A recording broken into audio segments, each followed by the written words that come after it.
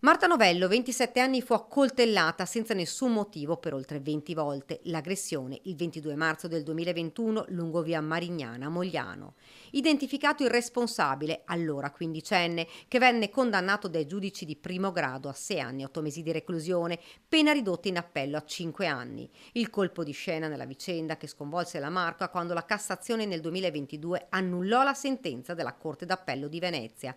Ora è arrivata una nuova decisione dei giudici della Cassazione che per la seconda volta hanno cassato il giudizio di imputabilità, cioè la capacità di intendere e volere al momento della commissione dei fatti. L'avvocato Matteo Scussat, che difende l'aggressore, oggi maggiorenne, ha spiegato che attende le motivazioni di questa seconda decisione della Cassazione. Il ricorso, ha spiegato il legale, era infatti articolato in diversi punti, lamentando non solo l'illogicità e la contraddittorietà della motivazione, ma anche travisando il dato istruttorio.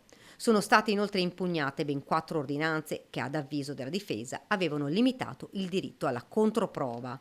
Le motivazioni saranno depositate nei prossimi giorni, poi tutto tornerà ancora una volta, la terza, in Corte d'Appello a Venezia. Il ragazzo che accoltellò Marta Novello, volato a Londra dopo l'aggressione, non ha più fatto rientro in Italia.